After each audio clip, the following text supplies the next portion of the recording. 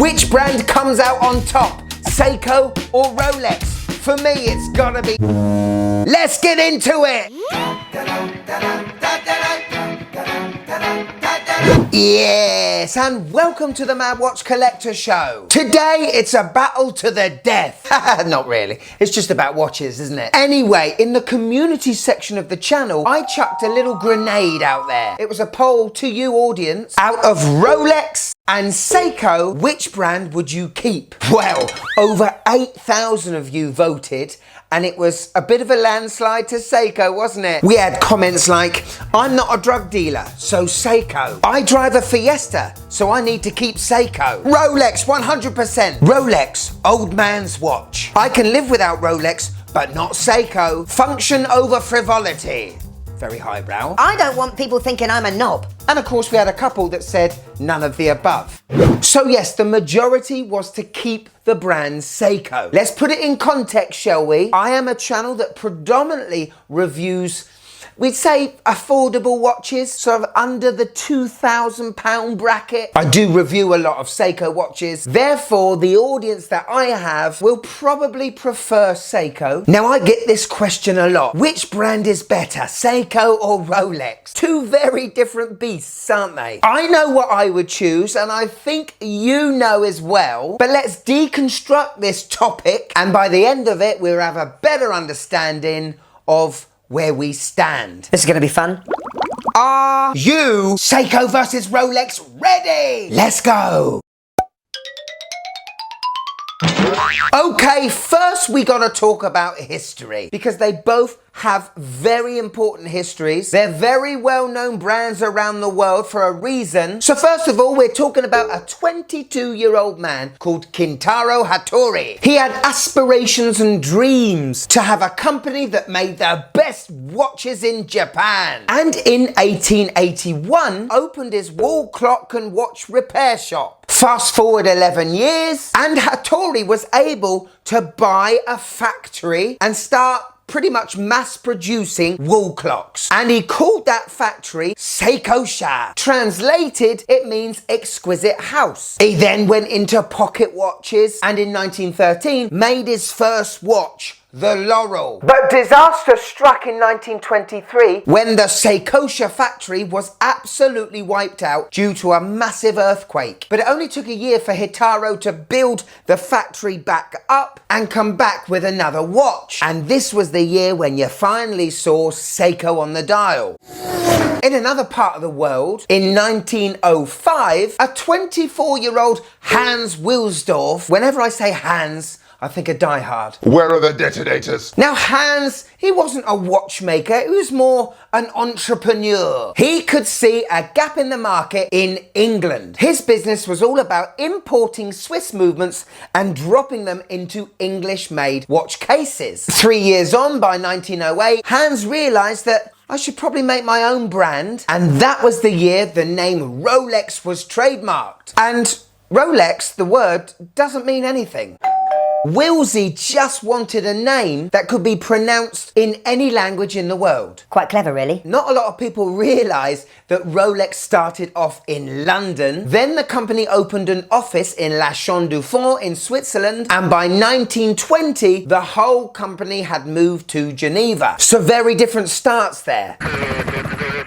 Now, throughout the 30s, the 40s and the 50s, Seiko had indeed become one of the powerhouses in Japanese watchmaking. But it wasn't until 1960 did the whole world finally know about them. That is all because of the 1960 Tokyo Olympics, where Seiko were the official timekeepers of those games. And to celebrate, they came out with their first chronograph, and with the name plastered all around, and with the likes of Omega going, "Oi!" You know, it was quite a big thing. Meanwhile, throughout the 20s, the 30s, the 40s and the 50s, good old Wilsey was producing very high quality tool watches that would never let you down, and he was being absolutely clever with his marketing. Yes, if there was a human being on the planet that was attempting something amazing, good old Wilsey was there to give him a watch to see if it would survive with them. In 1926, Rolex were very proud of the first marketed waterproof watch. In the shop windows, their watches used to be sunk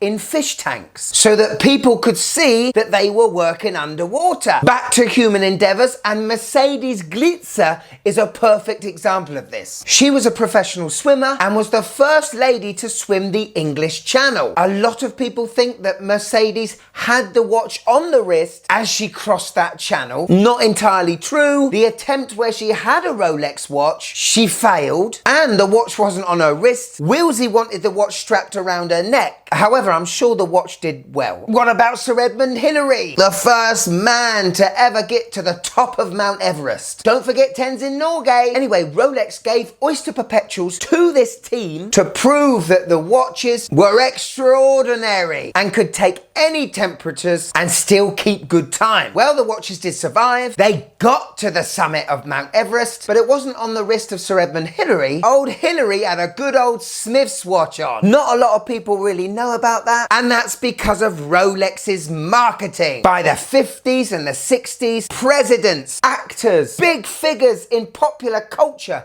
were wearing Rolex watches. Meanwhile, Seiko were producing very high level, high accurate movements. 1960 turned out to be a big year for them because that is when Grand Seiko and King Seiko were born. Seiko but branched off to concentrate on bringing high quality, hand finished, high-end luxury watches to compete with the Swiss boys. 69 was a huge year because Seiko were the first brand to make a quartz watch. That's right, quartz people. The quartz crisis is coming. Every brand and his dog was trying to innovate and trying to make watches that were now quartz based. Less components and the watches are more accurate. And in 1973, Seiko came out with the first LCD digital watch. This was no cheap watch, mind. It was only towards the late 70s when watches could then be made in plastic and mass produced. Anyway, Rolex and some other big brands in the Swiss watchmaking game did a huge pivot. Whereas some Swiss watchmakers were trying to compete, making their own quartz watches, Rolex said, To hell with that. and that was the point when they doubled down on the luxury. Let's start making these watches more elite. Maybe they're not the best in cost, but they're the watches all the best people wear, show success, and that had turned Rolex not into the best watchmaker, but the best marketed watchmaker. They doubled down on being in movies, giving it to big sportsmen and women. Yes, they still made very good watches, and in the 80s it was the year of the yuppie. Those Gordon Gekko types, the old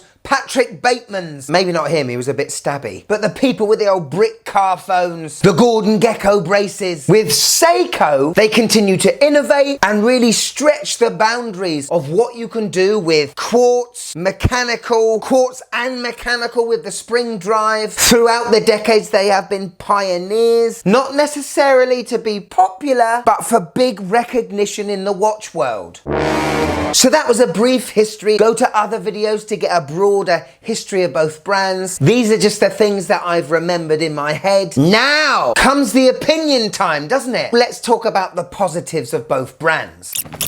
And let's start with Rolex. What I definitely do like is the fact that Rolex don't have too many references. So much so I think I could name most of them at the top of my head. And they're characterized in just two sections. You got your classic and your professional. The classic line is like your Oyster Perpetuals, your day dates, what was the Cellini, now is the 1908. The professional line is like your Explorers, your Submariners, your Daytonas. Over the decades, these references have been tweaked and changed so minutely, you can still pretty much see the DNA from the very first time they were released. I also love the fact that when you get these watches brand new, you won't need to service them for at least 10 years. That is how well made these things are. Also, when you hold a modern Rolex, it feels different to a lot of other watches. It's made with 904L steel, different to the usual 316L. The other thing I love, the bracelets on these modern day Rolexes. Definitely the best I've ever handled, but it's miles in front of anything that Seiko does. And that includes Grand Seiko. When it comes to Seiko positives, they offer a watch for pretty much every price bracket you can think of. From a beta watch to a high-end, highly accurate, high-beat movement watch. Seiko's got you covered. From an everyday diver to a beautifully crafted and polished watch with a delicate snowflake dial. Seiko's got you covered. Whether you want quartz, mechanical, ani-digi, quartz and mechanical in the spring drive. Seiko's got you covered. Whenever Seiko are in films, they're never worn by the bad guys, usually Rolexes. The underdogs always are portrayed with a Seiko, the people's watch. I love the history of Seiko and the design language. From the 62 mass, look at that beast. Love it! There are so many shapes and sizes to Seikos. You are bound to find one you like. Also, it is so easy to fall down the rabbit hole of Seiko. While looking for a particular reference, you end up finding 5 other new references you never knew existed that you want even more. Seiko loves celebrating their history with reissues of past beauties. I love their affordability. Even in 2024, for me, Seikos are still affordable. And this is where it turns really personal to me, because my first real automatic watch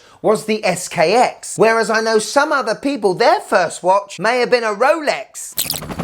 So we'll start with Seiko, shall we? The fact that they offer so many watches at different price points, someone that only did luxury watches would see a £400 Seiko and just dismiss the brand. But the fact that Seiko makes so many different watches, I think I read somewhere that in 2021, they had made 401 new references. That is mad. And that's why the Rolex lineup is so strong. Nowadays, if Seiko come up with a reissue, it's usually a limited edition, therefore you might not be able to buy it, and it's quite expensive. More than a few have complained about the QC of their watches, misaligned bezels, misaligned chapter rings. If that does happen, take it back! Get a refund or get it replaced. Now, I've heard all over YouTube at the minute that Rolex is starting to be more available in the authorized dealerships. Yeah, only if you want a gold one. You turn up to an authorized dealer and ask for a Submariner, you're still gonna walk out the door with no watch and no hope. There still seems to be this stranglehold of watches being sold at these dealerships. I hate the fact that you can't just go and buy one of these watches. I hate the fact that Rolex these days are very showy now. The watches are very blingy, whereas 30 to 40 years ago, these watches were well known as the best tool watch in the game. After all, James Bond wore a Rolex Submariner. There is no way he'd be wearing the current one. One small turn of the wrist in the sun and he'd be spotted just like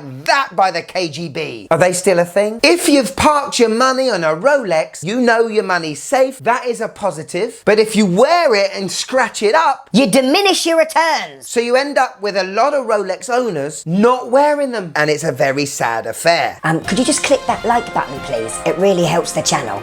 Thank you. Seikos are still known around the world as this affordable watch brand. But what they don't realise is that Seiko caters for everyone. Creedor, Grand Seiko, King Seiko, Prospect Seiko, Presage Seiko, Seiko 5. Anyway, what I'm trying to say in so many words is that I would pick Seiko over Rolex. Worn by the underdogs, not bought for investment, to just enjoy. Don't get me wrong, when I have a Rolex in my hand and on my wrist, it is fantastic, but they just don't fit me. One day, I do hope to own a 14060, a Rolex Submariner that just was at that point between flashy ceramic and aluminium toolness, you know, just before it got a bit too showy. Super! Anyway, that's just my opinion, and to you, it could be completely wrong, and that's fine. We will continue to keep loving our watches, and remember, there are plenty other brands out there, and as soon as Omega start making a dive watch that has a bezel action that reflects the price, are we there? Thank you so much for watching till the end. If you want more of the Mad Watch Collector Show and you want to show a bit of support,